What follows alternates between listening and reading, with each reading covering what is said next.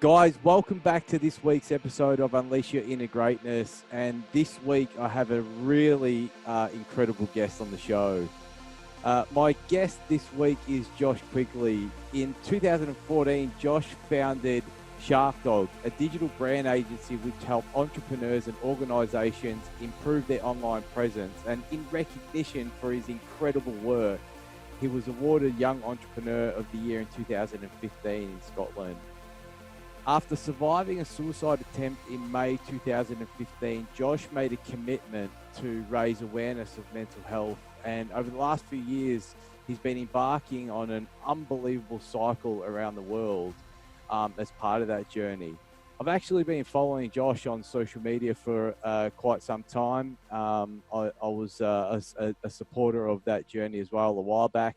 And I'm incredibly excited to welcome you to the show, Josh. Welcome to Unleash Your Inner Greatness. Thank you for having me. It's a pleasure to be here with you today. Mate, it's awesome connecting. I've been inspired by your journey for a while. I just wanted to start just to ask what you're most grateful for in your life right now, Josh, and how has gratitude been a part of the overall journey for your own happiness? I'm definitely most grateful for my health. Just definitely my health. You know, I think as we'll get into later in this conversation, I was in a really serious car crash back in December at the end of last year.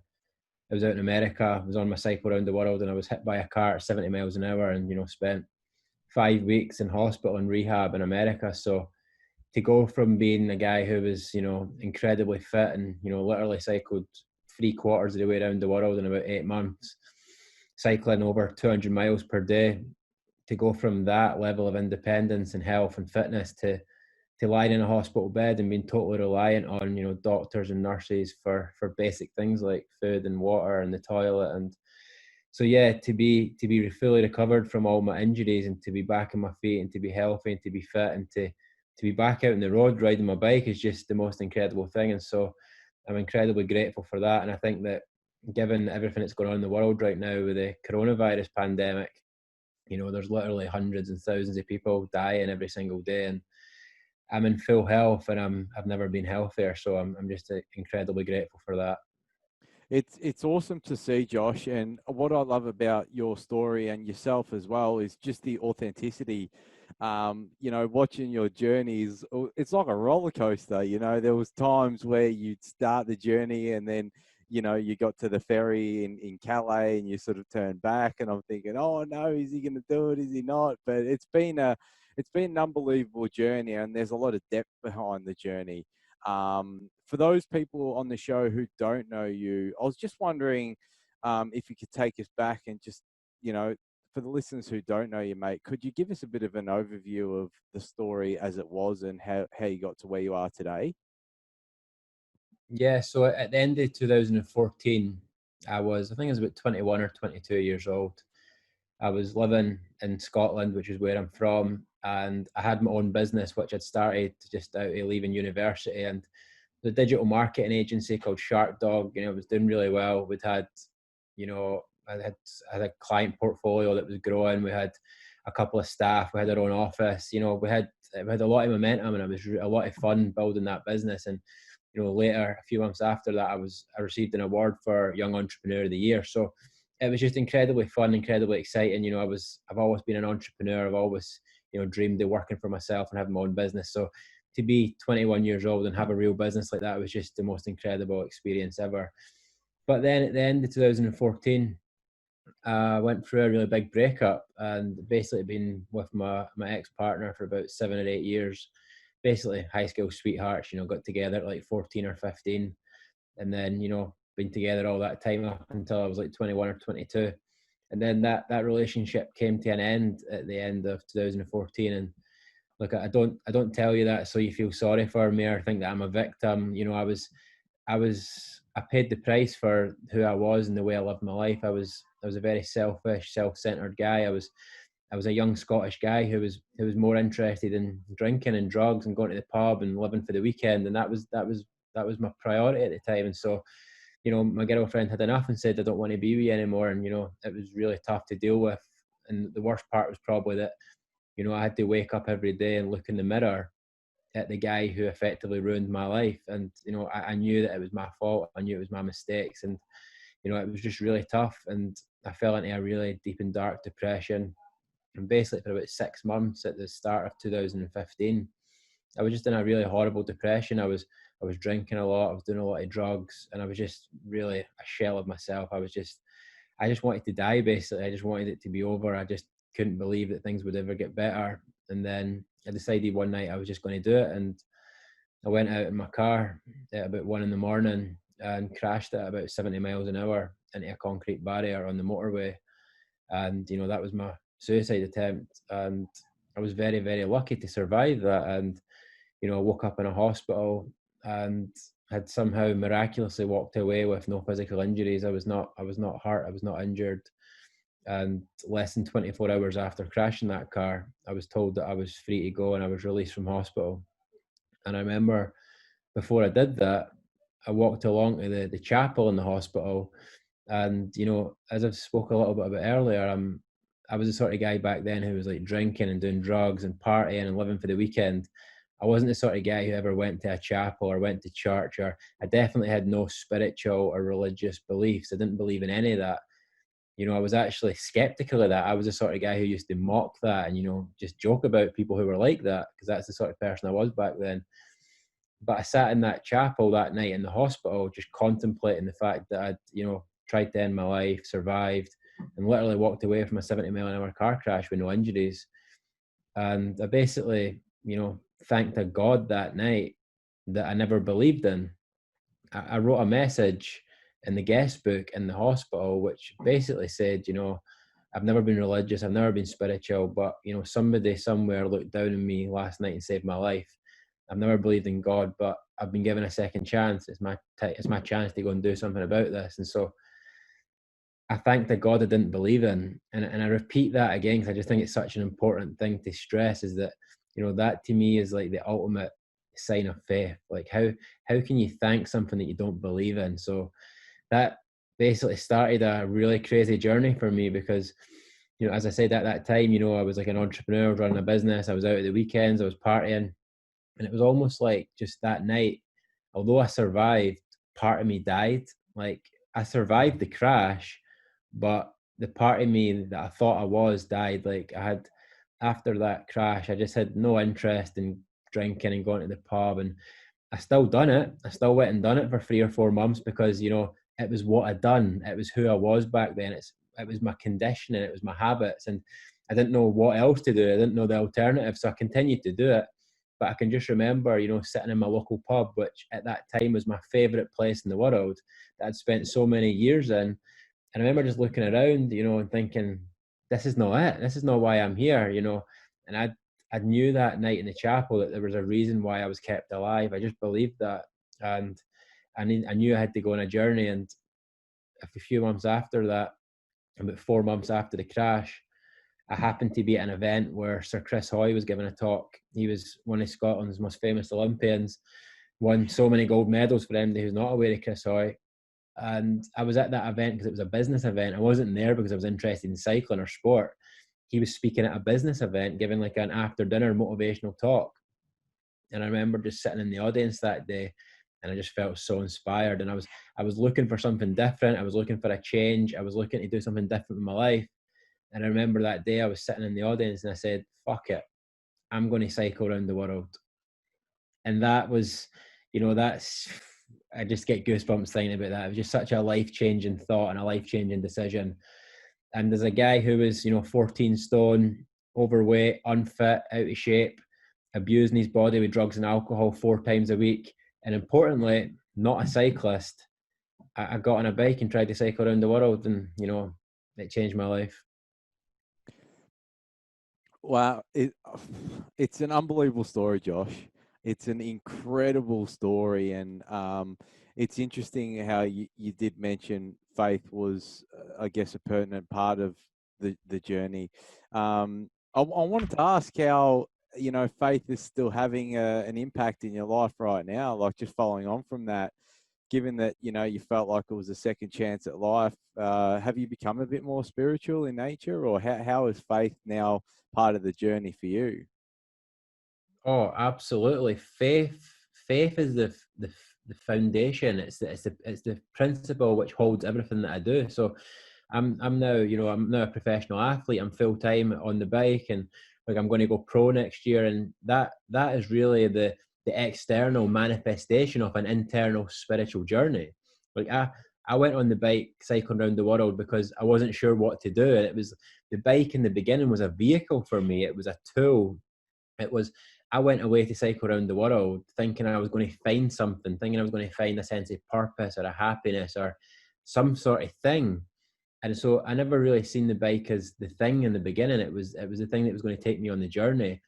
But the journey that I went on with the bike, it was so spiritual. It was so spiritual. And even right now, everything that I'm doing, although I'm so focused on cycling and I'm so focused on performance and health and nutrition and all the things you need to do as an athlete, it's totally and completely underpinned by faith. And I just believe this is my God-given purpose on this earth. And there's so many stories I could tell you to demonstrate that. And I'm sure we'll get into some of that in this chat. But no, I'm absolutely, it's something that I've struggled with in the last few years because, I've still got that conditioning in my mind of growing up and thinking that, religious people were crazy. And, a little bit, a little bit like that. I was thinking it was a bit crazy. It was a bit mental. I was like, and so much of the experiences I had, the early spiritual experiences, I remember thinking like, I can't be that guy. Like I can't be that guy who, finds God. But I did. Like there's no way to dress it up. Like I found God,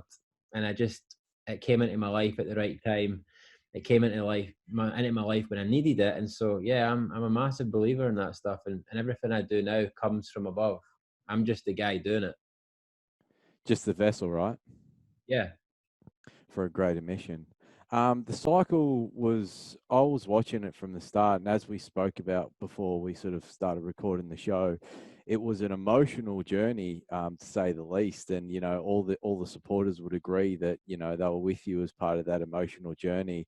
I was just wondering, could you take us through some of the challenges that you faced during the cycle, like maybe some of the psychological challenges, perhaps being alone or perhaps, funding or whatever it was. What was the biggest challenge that you had to overcome during the cycle? In some ways it was so easy and in some ways it was so hard. And the biggest challenge that I faced in the beginning on the first attempt at cycling around the world was obviously the physical condition that I was in. As I said, I was overweight, I was unfit, I was out of shape. I hadn't been on a bike since I was like a little boy. So I just literally got on a bike and left and tried to cycle around the world. I never really done any intense training. I never got in shape. Like I was starting from the bottom, literally. And so for the first couple of weeks, it was just like so physically demanding. It was so tough. And I was doing about 50 miles per day in the beginning, which was like 4 or 5 hours of cycling. And those 4 or 5 hours were just incredibly challenging. So that was obviously the number one challenge. But that makes it sound like, those early days, it was almost like not enjoyable. It was weird because although the cycling was tough and it was physically so demanding, I was absolutely loving it and I was getting so much from it, like, psychologically and emotionally, mentally, because if you think about where I was when I begun that journey, like I was living in Scotland, I was depressed, I was suicidal, I was overweight, out of shape, you know what state I was in. And then I literally got on a bike and started cycling through Scotland and England and France and Belgium and Netherlands. So I was on like this crazy adventure, and it was like every day it was so exciting. I was being hosted by different families every night, so I was staying with all these amazing people.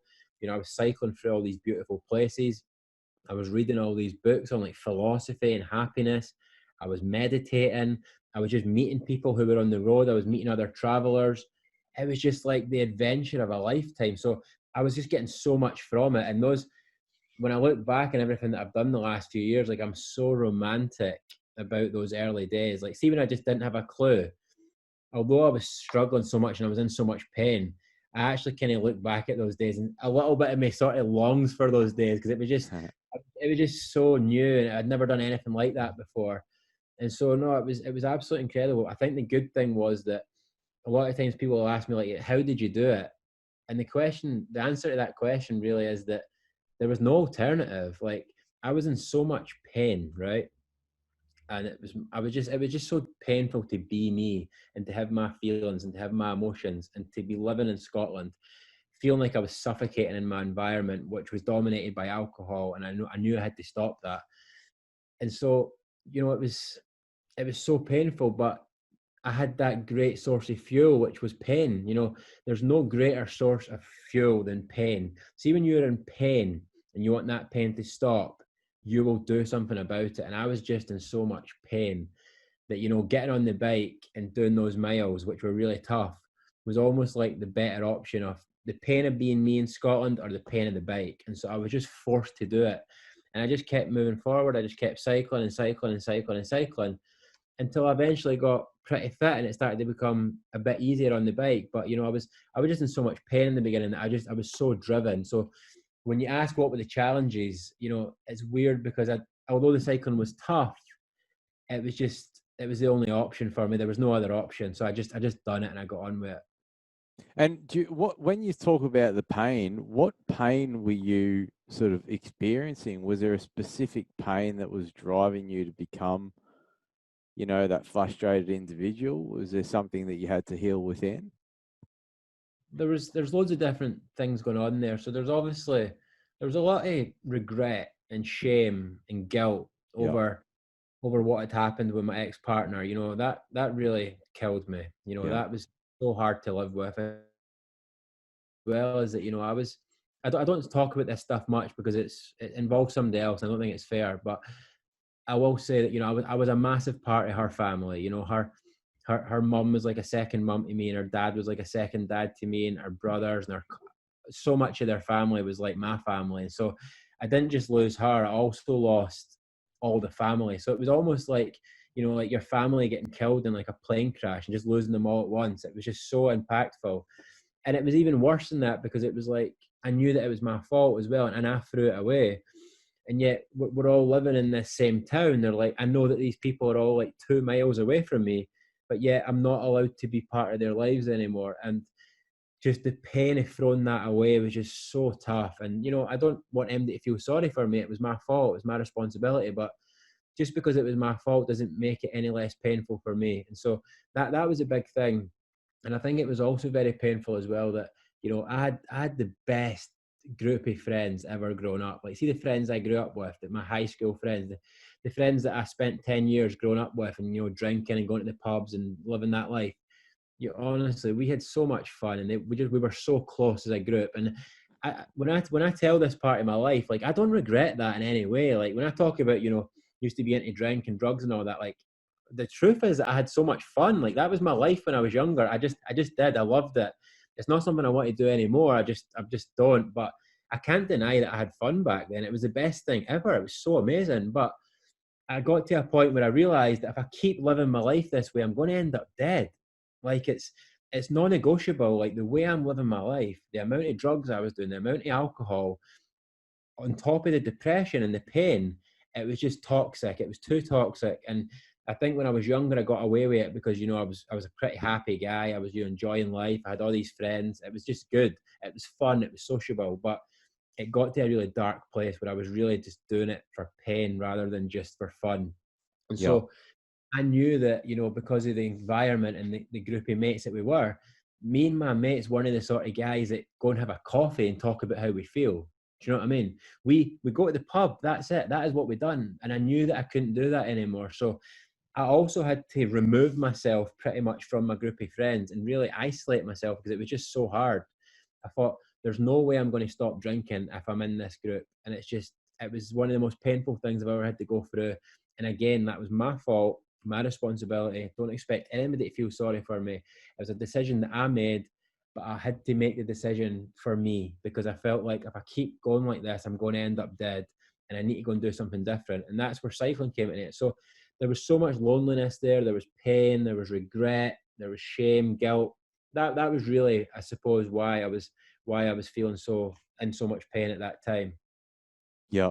And I'll speak to you. I'd love to dig in a little bit about that. I know you mentioned that on one of your videos you did an ayahuasca experience. So I'd love to ask you a little bit about how that experience helped you process those emotions a little later on. I was going to say, Josh, if there was someone out there who perhaps has experienced life, whether it be a relationship or a death, knowing what you've sort of gone through and processed and strategized in your own life, is there any advice that you would have to a listener on the other end on perhaps something they could do to process that grief or to come out on the other side a better person? I think there's so much that a human being can do to change how they feel and to improve their state of mind and to improve their health and to be happier and healthier. But what I will say in my experience is that there are certain things in life that happen that are just really fucking shit and just really painful. And doesn't matter how much positive thinking, doesn't matter how much meditation, doesn't matter how much healthy diet or exercise or therapy, that it's just going to be tough. And I think that cycling was the thing that changed my life and helped me get back on track. But there was a period for about 6 months after that initial breakup where I just had to feel what I felt and I just had to do what I had to do to get through that period. Because there's part of me that sometimes thinks, what would have happened if when me and my girlfriend broke up, had I got into cycling then? Like, we break up on the Saturday night and on Sunday morning, I get into cycling. It wouldn't have worked. It doesn't work that way. There was a period where it was just so painful and so difficult, and I just had to do whatever I had to do to get through that period. And for me, that was drink, and that was drugs, and that was food, and that was the usual things that a human being would do. Some days you need to just escape that pain for a period of time. And I think that do not beat yourself up about it. Do not think you should be doing more. It's okay to have a period of time where you just do what you do to get through it.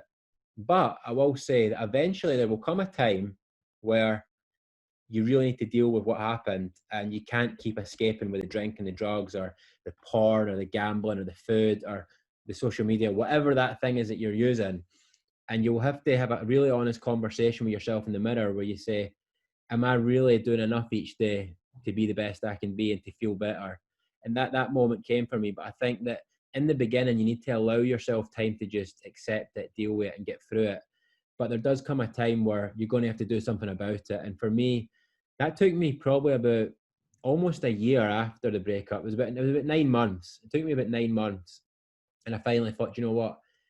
I can't keep doing this. I need to do something different. And I started, I changed my diet. I got into meditation, started reading books, cycling. That's when I started all the personal development stuff. But I think in the beginning, when things happen, particularly surrounding, people, see like breakups, death, divorce, like, a child dying, like somebody, see that stuff that involves other people. I think that's really tricky to navigate. And all the stuff like the cycling and the food and the books, all that stuff's great, right? But what I found is that, especially when it comes to death, see when somebody dies, and I went through this at the end of 2018 when my dad died, there's a different type of grief that comes from death and losing people. And I think that all that positive stuff's great, but you need to understand that, you need to feel what you feel. And so, in a nutshell, accept and feel what you feel in the moment, but eventually you might have to do something more proactive about it longer term. Yeah, I think it's one thing that fascinates me, and you've said this in the past. Us guys find it so much more difficult to talk about it, so we repress so many more emotions. Whereas women, they'll catch up for a coffee, they'll have a chat, they'll just get it off their chest. So, you know, I suppose just from my side and your side, if there's any guys listening in and you are going through something, get it off your chest, because it's part of the process. It's pretty cathartic. I'm sure you'd agree. Oh yeah, absolutely, 100%. You wrote an article on Medium about like beating depression, and you mentioned meditation, daily exercise, purpose, gratitude, avoiding drugs and alcohol. Mate, I'm really curious, given that you've sort of been through it, what do you think sort of was do you actually think it's possible to overcome depression, or do you just manage it daily? See, that's a fascinating question, the truth is, I don't know the answer to that question, right? But for me, when I was going back through that depressive period, I just didn't really want to accept, a lot of the literature and a lot of the conversation, a lot of the things I heard people saying within the mental health space was things like, you need to manage it, you need to, just deal with it. It's all about how you manage it, and I just never wanted to accept that. I just felt like, I'm not on this earth to manage depression. I just always genuinely believed that it was something that I could overcome. And I just think that, if you start with the mindset that this is something I can overcome, I think it's a great place to start. I think that if you've got the mindset that I'm going to have to manage this for the rest of my life, then I think you probably will be managing it for the rest of your life. But just starting with that mindset of, this is not something that has to define me or I have to carry around forever. That's what I believe personally. And I think it comes down to the way you think about it and the way you process it and how your thoughts are organized. And so, no, I'm a big believer in that, if you think about kids, for example, right? Like really early age kids, like I'm talking like babies, toddlers, 3, 4, 5 years old. Like there's not many of them that ever look depressed, is there? Nah. Like they're just not. And the young, especially the younger they are. And I just feel like that when each of us is born, we're just like fully so much pure happiness, joy, love, excitement, curiosity. And then something happens along the way, we have something with our parents, we have something at our school, we have something, a relationship when we're a teenager, society, media, all these things that kind of add on all these layers. And I just think if we get back to our original core of who we are when we're really, really young, then why would you have to accept managing depression? I just don't believe it. I personally don't. And I don't want to, make anybody feel bad who's maybe got depression and who thinks that they might have to manage it forever. But I just think that, I think we could do a wee bit better than having to accept it and manage it. I just think we can aim a little bit higher. Yeah. No, fair answer. I sort of battled through it myself at certain periods of my life, and I don't shine too much light on it, but I lost a relationship as well many years back, and it's just something I was interested to know, like for someone who has also battled with it, whether whether there is light at the end of the tunnel, because I'm sure you'd agree, like having been through depression, it really sucks a lot of your energy away. It's an invisible force that just perhaps at times can even put you bedridden, and people just can't relate to it. But it's a powerful force. But no, it's good to see you've come on the other side, Josh. It's really inspiring. I was going to say, in terms of like life purpose, you mentioned that you found your purpose, and the bike and the journey of cycling enabled you to step into that purpose. How would you define your purpose, and what would your advice be for anyone who hasn't found their purpose on the other end of the line to the listeners? I genuinely don't believe that every single human being on the earth has to find a purpose. I actually don't. I really don't. I think that for a lot of people, I think it would help. I think a lot of people would help, but I think there's a lot of people who probably can get away with not having one. I truly, that's my honest thoughts. I think that one of the things that I've realized is that you either need a purpose or connection. You can't not have one of them. So, for example, I think that I know a lot of people who would probably tell you they don't have a purpose for their life, but they're really happy and they've got great lives because they've got really good connections, they've got loads of relationships, they've got loads of friends, loads of family, and they're just living their life and they're just happy and they're doing things that make them happy and that they enjoy and that are fun. But I think there's also a lot of people like myself who, purpose is so important. And I think that for me, I'm the sort of guy that I need a purpose. Like I need a mission. I need a focus. Like I'm the sort of guy that, I am on that spectrum of being like a bit crazy and a bit mental, and that left to my own devices, I could actually be quite destructive. Like if I didn't have the discipline and the control that I have in my life, like I could be the sort of guy who just, really, became like a really horrible person actually, because I was just, drinking all the time and doing loads of drugs, or, like just even with food, like if I don't really control my eating, I could easily eat, 5,000-6,000 calories a day, not thinking anything of it. I've got that obsessive, addictive nature about me. So I think that for people like me who maybe are on that spectrum, I think you need to find something to focus your energy on. And so I know that I'm quite an addictive, obsessive, all or nothing, extreme individual. I accept that. But rather than trying, sitting for hundreds of hours of therapy, trying to change that or, trying to change who I am, I just use that and put it into positive things and to try to do some good. So for me, I deploy all that crazy energy into cycling and into giving podcast interviews like this and doing public speaking and, writing books and making videos and all that sort of stuff. And that allows me to really do something that I love. It gives me purpose and it helps loads of other people. So I think that, you can get away without it, but if you're one of those people that maybe struggles left to your own devices, it can give you something good. And for me, the cycling just really organizes my life because, because I'm a full-time athlete, professional at this now, and it regulates my whole life because I can't go out and just drink loads if I wanted to. Yeah. And then still expect to perform. Like I can't just go out and eat like loads of pizza and loads of junk food every day and then still expect to perform. So for me, what the purpose does is it regulates all the different areas of my life. So I've got the cycling in the middle, which is like the sun. So you imagine in the solar system, the sun's in the middle and all the planets orbit the sun. Cycling's like the sun. Then we've got the nutrition. Then we've got relaxation. We've got rest. We've got education. We've got people. We've got coaches, teams, sponsors. Everything in my life revolves around that sun. And that keeps me focused, keeps me on track, and it keeps me in a good place. And it works for me. But I don't know what would work for everybody else. And in terms of your question about what is my purpose, my purpose is to be the best that I can be. And that is manifested through being an athlete and through cycling. And that's it. And I'm going to become a champion on the bike. That's 100% going to happen. That's my purpose. And I'm reluctant to tell you right now like what my purpose is like in a sentence because it's constantly evolving and changing. So like last year my purpose was to cycle around the world, and that's almost done. After that my purpose will be to win the Tour de France and become the first ever Scottish winner of that. That's the second one.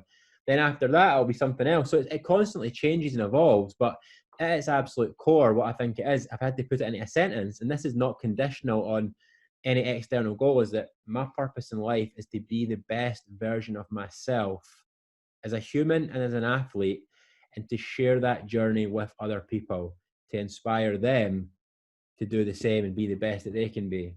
Mate, that's unreal.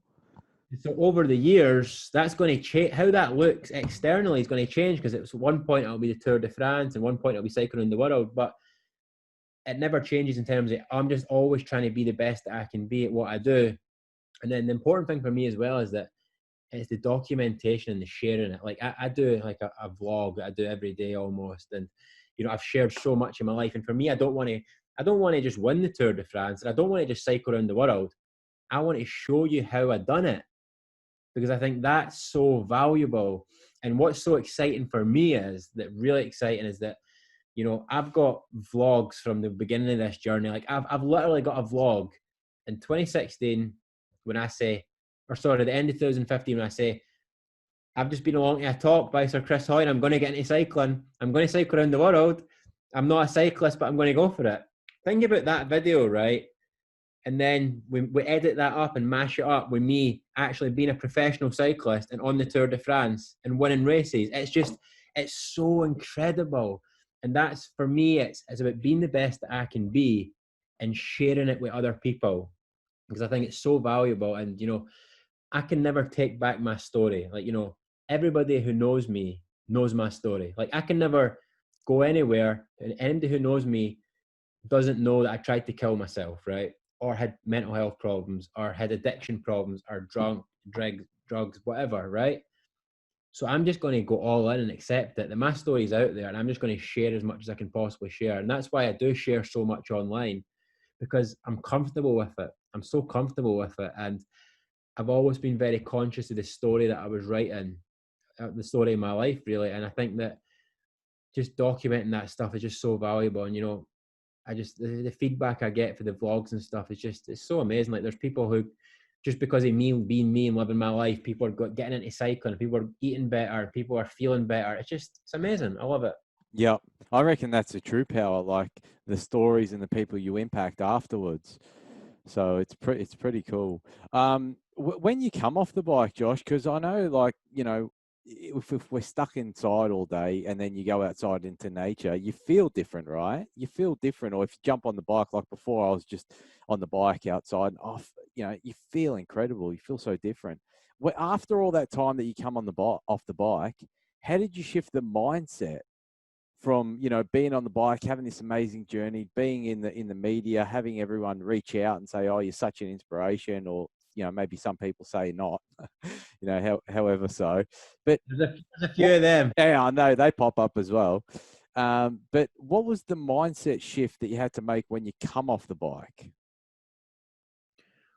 And what context? What do you mean come off the bike? Like the periods when I stopped So cycling? so when you return home, did you then sort of, you know, uh, Yeah, no, was do you there a know, different emotional response? For example, because you weren't cycling and you didn't have that freedom, and, you know, did you maybe, you know, dig back into a period of sadness for a little bit, or that's sort of the question what I'm getting at. yeah, so I think before I answer that, I maybe need to give a little bit of context for people who are just hearing about me today, because to tell you a little bit the story. So I basically spent 1 year cycling around the world, and you know that was the 1 year that I done it on the first attempt. And you know, in that year, I cycled like 10,000 miles, 14 countries. I was, you know, incredibly fit. You know, lost loads of weight, was in great shape. Just I was an incredible transformation from the guy who started that journey. And after that year, I thought, you know what? I don't need to do this anymore. I'm happy. You know, I've saved my life. That's what I really wanted anyway. I'm just going to go home. So I decided to quit the cycle and go home. And I was totally at peace with that, because, you know, it was a journey to happiness for me. I never grew up thinking I'm going to cycle around the world and it's my biggest dream in life. I was just unhappy and I was searching for something, and it was like a vehicle, as I said. And so I felt like it was job done. I just went home. But then I found when I went home, I just lost that purpose and I lost that happiness and I lost that health, because I just went back to my old ways. You know, I had no purpose when I came home, and I started drinking again. I started going to the pub again. I started eating bad again. And I just fell back into my old ways. So I basically spent a period of like 18 months just going away on the bike and having another attempt and then coming back and going away and coming back. I ended up having like, you know, 4 or 5 attempts at trying to cycle around the world, as you very well know. And it just became this sort of thing that I'd done. It was almost like it was like a tool for me. Anytime something went wrong in my life, I would go and do it. And anytime I felt good, I would just come back. And I never really committed to the challenge of cycling around the world, because it was a tool for me. It was a vehicle for my own well-being. And then I basically got to a point at the start of 2019 where my dad had just died just before Christmas, and I fell into a bit of depression again. And I thought, right, I'm going to get back on the bike. It'd been like 14 months since I'd been on the bike, never pedaled a single mile, and I thought I'm going to go for it. And so I got on the bike and I went for it, and then I lasted a couple of weeks. I got down to the boat port at Dover, and there was something about the boat that was scary, and I was scared of getting that boat. I think I knew what it represented. I knew that if I get on this boat, you know, I'm one step closer to doing it, and there was fear there. And so I came home, and then I had another attempt, and I only got a couple of weeks in, and I came home as well. And then I basically got to a point where, you know, we're in April now, 2019. I hate admitting this, but I did 6 attempts at cycling around the world, and I'd pulled out of the challenge twice in 2019. I'd let down sponsors, and there was basically two options for me for where my life went from that point. I could either get back in the bike one last time and cycle around the world. You know, I had sponsors wanting me to do it. I had people who wanted to follow it. I had the bike sponsor, I had everything. Or I could go and get a job. That was it. Like, and you can imagine me, the sort of character I am. There wasn't a choice. This was it. And I just knew this is it. This is my time. Like, I've tried this challenge now 6 times. There's clearly something within me that wants to do this. So, do you know what, Josh? Just go for it. Commit to it. And just commit to it this time and don't stop until you finish. And if I think back in my life and all the things that have happened, all the pivotal moments, there's really none greater than that decision. That decision to commit to cycle around the world was by far the greatest decision I've ever made in my entire life. Because what happened was I set off to Scotland And I said, I'm going to cycle around the world. I'm not going to stop until I finish. And I never looked back. I just kept moving forward every single day. I was in Istanbul, Turkey within 50 days. Within about 3 or 4 months, I was in Tokyo, went across Australia in 3 weeks. I was on track to do it in about 8 months. And it just changed my life. I went from being a guy who was cycling 50 miles a day in the beginning and not really thinking about cycling as like a sport or caring about the performance to, at the end of that challenge last year, I was cycling 200 miles per day. I was just a total athlete. Like I was just born to do it. And if I think back on it now, all those times I stopped and all those times I started, I get it. I know why I was scared to do it, because this is who I was always meant to be. And this is what I was always meant to do. And I was scared of finding out how powerful I truly was. And so the best way to describe what happened last year is by telling you a quote. Now, this is a quote that most people will have heard. It's always meant something to me, but I don't think I ever fully appreciated it and understood it until last year. And the quote is this: our deepest fear is not that we are inadequate, it is that we are powerful beyond measure. It is our light, not our darkness, that most frightens us. That's it. That fear, the fear that brought me home every single time, the fear that stopped me getting on that boat, the fear that made me pull out every single time, it wasn't the fear of cycling around the world. I wasn't scared of like getting hit by a car or somebody robbing me or somebody attacking me. I was scared of becoming who I am now, because I'm just so fucking powerful and I'm so strong and I'm actually living the life that I was born to live. And that's quite scary. Wow. It's pretty powerful, mate. That's unbelievable. Thanks for that inspiration, by the way. That was a pretty motivating passage, so I appreciate that, Josh. You and I have both done ayahuasca, which not many people would know. And I truly believe that ayahuasca is an experience. So for those who don't know it, I might get you to actually explain it, Josh. But I just wanted to see if you could briefly just explain the experience and what was the main learnings that ayahuasca whispered to you. Oh, we need a whole podcast for I this know one. we'll have to do part 2, mate. It's huge, but I could not do the podcast without covering it. So yeah, so for anybody not aware, ayahuasca and psychedelic mushrooms are, a psychoactive substance that, when ingested, can give you really powerful out of body. I don't even know how to put it in words. It's out of this body experience. You will go to places you never thought were possible, fly through the cosmos, learn so much about the inner workings of your own mind. And so I went out to Amsterdam last year, and it was actually on one of my attempts on the bike, and I thought, I'm going to stop in Amsterdam and do it because I wanted more clarity before I committed to the cycle. And I basically had an experience where I'd done an ayahuasca retreat and also had a lot of my own personal experiences with mushrooms just before the ayahuasca. And the most significant experience that I had was that, and this makes so much sense for my future, is that one of the first things that I seen, because you go on a journey, it's like you're tripping through your mind, and one of the first things that I seen inside my own mind, like almost like a vision when I was in Amsterdam, was I had this very, very clear vision. I can still remember it to this day. And I was climbing up one of the Alps or the Pyrenees, like in the Tour de France. And there was like thousands of people on the streets, like all clapping and cheering as I was cycling up this hill right to the top of the mountain. And I remember at the time, it freaked me the fuck out big time, because at that time I had no idea about the Tour de France. I had no interest in being a professional. I had no interest in racing. I never thought about the bike as like a thing that I would actually do. It was the vehicle for me. But I remember lying in Amsterdam that day and I was just like, what the fuck has just happened? I seen my entire future right in front of me. And it basically, what it done was, it made me panic and I freaked out.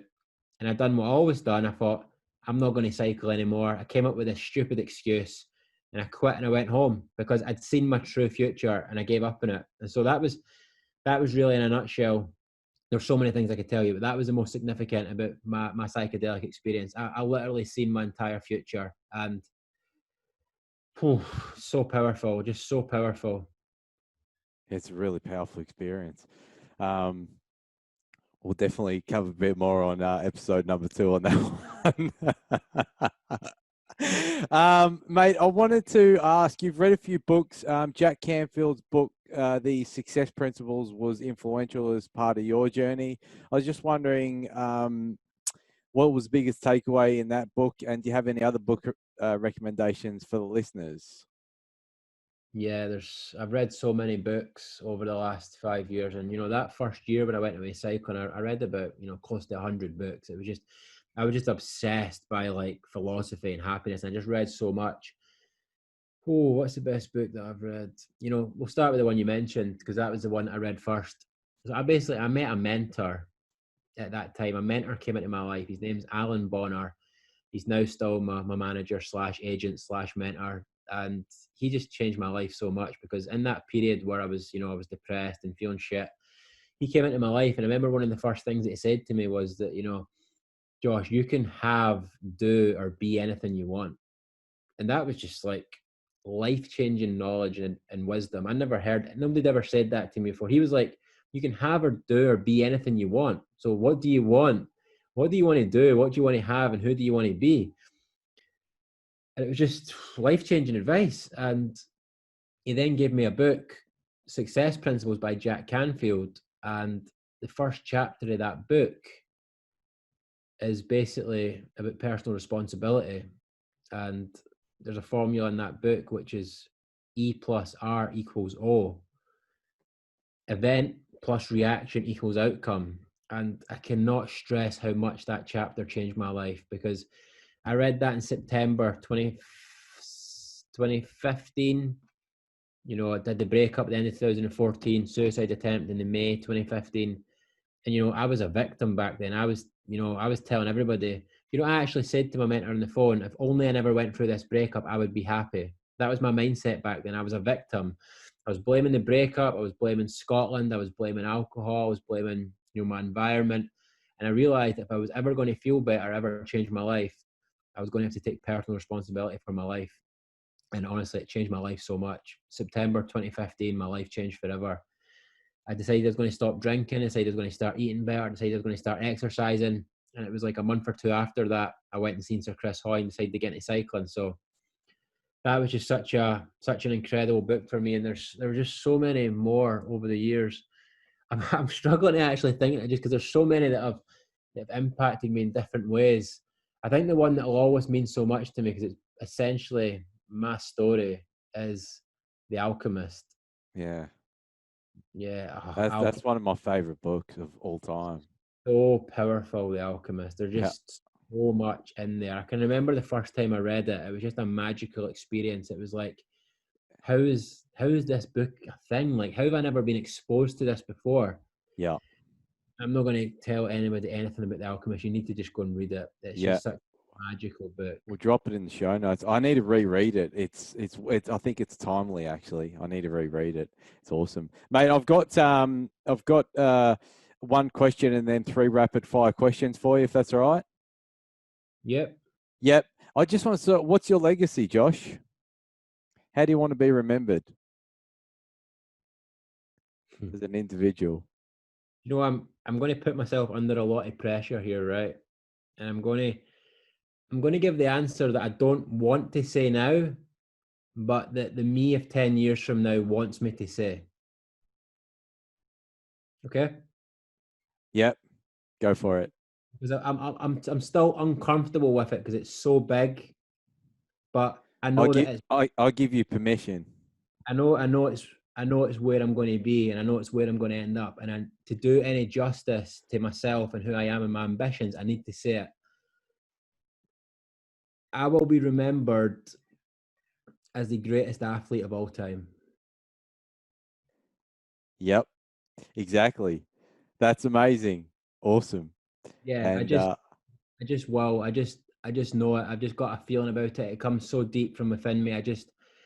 I'm going to be so much more dedicated and committed to this than absolutely anybody. And my ambition and my drive and my confidence and my self-belief is just off the fucking scale. It's just, there's nobody close to me when it comes to that stuff mentally. Like there's nobody who will believe in themselves more than me. There's nobody who will be more dedicated, more committed. I just know it. And the fact that I'm never going to drink alcohol ever again. I'm never going to eat a piece of chocolate ever again. I'm never going to eat anything bad in my body. When you take that lifestyle and that habit, you put that towards cycling. I'm going to train harder than anybody. I'm going to eat better than anybody. I'm going to sleep better than anybody. I'm going to rest better than anybody. And I will be the greatest of all time. I genuinely believe that I will. Thanks, mate. I've got 3 rapid fire questions, and I really appreciate you stepping into your own greatness right there with that comment. This show is called Unleash Your Inner Greatness. So when that happens, we can graciously look back on this episode and really appreciate what you just said to honor your own self-worth, because that's what the show's about. My first rapid fire question is, what's one thing that people can do to live a happier life?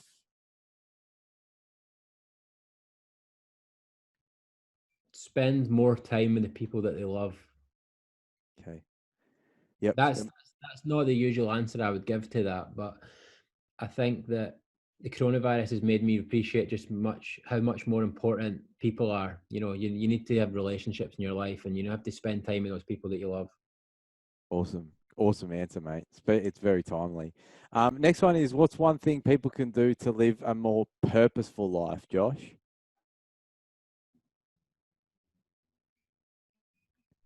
Dream a dream. You know, have a vision. Sit down and ask yourself, if I could have anything, what could I have? If I could achieve anything, what could I achieve? If I could be anything, who could I be? And don't hedge. Don't think what's realistic. Don't think what's possible. Don't think what's realistic. Just make it as big. Almost like a sort of genie in a lamp thing. If a genie in a lamp gave you 3 wishes, and you could have literally anything, you could be literally anything, what would it be? Don't let fear, or don't let the practicalities of it get in the way. Just, what would that thing be? Awesome. Dream the dream. And what's one thing that people can do to live a regret-free life? Keep moving forward. Keep moving forward. Keep keep looking forward. Keep Keep moving looking forward. forward. Keep looking forward. Regret only comes from looking back. You cannot regret anything if you're just constantly looking and moving forward. Agree. All right, so keep looking forward and keep moving forward. Last question for you, mate. Thank you so much for the inspiration. It's been an unbelievable chat, and we might have to jump on and do another one of these down the line. But this is the last question, Josh. Imagine it's your last day, the last day that you've been bequeathed on this earth. And I gave you a piece of paper and a pen, and I said, if you had to write down one thing to inspire future generations to believe in their inner greatness, what's the one thing that you would write on that piece of paper? I would leave a question for them to ask themselves.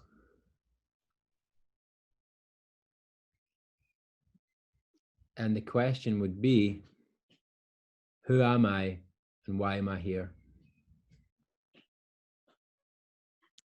Unbelievable, mate. Questions are the better quality questions, the better quality of our life. It's really powerful. I learned that from Tony Robbins. Josh, I just wanted to hand it over to you, mate. I mean, I've been following your journey for a long time. I want to thank you for showing up so authentically. You're one of the most transparent people I see on social media, and social media can be easily fabricated to show something that's not. So for that, I just want to say a huge thanks. I wanted to just hand it back to you, mate, just for any last parting, words of inspiration that you may have for the listeners, or anything that you want to talk about, any projects, etc. Yeah, I think that my final thoughts would be is that, I've always been a dreamer. I've just always been a dreamer. And one of the quotes that I live my life by is, it doesn't take any more effort to dream a big dream than it does to dream a small dream. And, life is short. We only get one chance, or two if you're me, but most of us only get one chance. And, when you're on your deathbed, you don't want to think, did I dream big enough? Did I try enough? You don't want that. And I think that, just dream as big as you possibly can. And, the worst that can happen is that you don't get there, but at least you tried. And so for me, my big dream that I'm working on for the next 5-10 years is to win the Tour de France and to become the first ever Scottish winner. It's a dream that I could burst into tears thinking about. I've thought about it so many times over the last year or so, and it just fills me with so much excitement and so much passion and so much joy. And I'm going to get so much happiness just through the process of trying. And there's only two things that can happen. I either do it or I don't. And so if I do it, it'll be absolutely incredible because that's my dream. If I don't, I'm going to have so much fun along the way because I tried. And I'll always know that I tried my best. And I never hedged. I never made my dream small. I made it as big as it could possibly be. I dared to dream. I had the courage to tell the world what I was going to do. And then I went out there and I done it. And I will just add to that although I'm giving that advice, I don't for 1 minute doubt I'm going to do it. I know I'm going to do it. It is my fate. It is my destiny. It is why I'm here, and it will happen. And so I'm just a big, massive believer in having massive, massive dreams and then just trying your best to see how close you can get to them. And the thing that I'll always end on is, the thing that changed my life was keep moving forward, just keep moving forward. And that's what I done last year. I said I was going to cycle around the world, and every day I just woke up and kept moving forward. And that's all I have to do. And I now have a vision of where I want to go. And each day I wake up and just keep moving forward. So whenever you're unsure what to do, keep moving forward. That's awesome, mate. Where can they best find you, Josh, just before we wrap up the interview? Well, if you want to come find me, I'm in Scotland. No, online. I am Josh Quigly 92 on social media, where I do an almost daily vlog. I'm being more consistent with it recently. Yeah, that's where I live online, Instagram, LinkedIn, Facebook, Twitter. And something that I'll just extend to you, mate, and something that I've been doing recently to other people that, have been interviewing me and other podcasts that I've done is that you're now part of this journey, mate. And, when I say that, I actually just remembered that you've already been part of it for a long time because you were one of the supporters in the early days, donated and supported to what I was doing and been following and messaging and keeping in touch. So you're already been part of it, but you're now part of this big dream and this big mission to win the Tour de France. And so what I'll do right now is I'm going to extend an invitation that when I'm in Paris and I'm winning that first Tour de France and I'm becoming the first ever Scottish winner of the Tour, I want to make sure you're on the street, mate, and I want to make sure you're there to celebrate with me. And I'll also extend that to any of the listeners, anybody who's been inspired, anybody who's resonated, anybody who's felt connected to me in any way possible. I want you to be there. I want everybody to be there. I want my high school teachers to be there. I want, the people I grew up with. I just want my first ever PE teacher, the first person that ever gave me a bike. I want everybody there that day. And I think that, it's really going to be one of the most incredible human achievements of all time. And something that I'll just say as well is that, when this happens, this is fun for me to do this. I just want to make a wee prediction because you're going to see this. It's going to be everywhere. When I do it, I'll get signed by Nike, and Nike are going to run this massive global campaign, which I will be the face of. And the campaign will be called Dare to Dream. And it'll essentially be a massive billboard, which will be in, Times Square, New York, London, Sydney, all the big cities in the world. And it will just be a photo of me standing in the yellow jersey with my yellow Pinarello bike. And next to it, I'll just say, Dare to Dream. And, I was a guy who was crazy enough to believe in himself and had an impossible dream. And I went out there and done it. When's the race, Josh? What year would that be? Do you choose a year on when that happens, or? Yes. 2026. Awesome, mate. It's an unbelievable vision, and I have no doubt you'll do it. So, mate, I'll be there. and I'll be watching your journey along the way. It's and I encourage everyone, just jump into Josh's world. It's really great to see, and you know, if we can partner with other people who are also doing great things, we can just try and help other people to continue to move forward and look forward. So, mate, thanks again for your time, Josh. I really, really appreciate you accepting and coming on the show and being an unbelievable inspiration during the chat. So I just want to acknowledge and thank you for that. My pleasure. Thank you very much for having me on. I really appreciate it.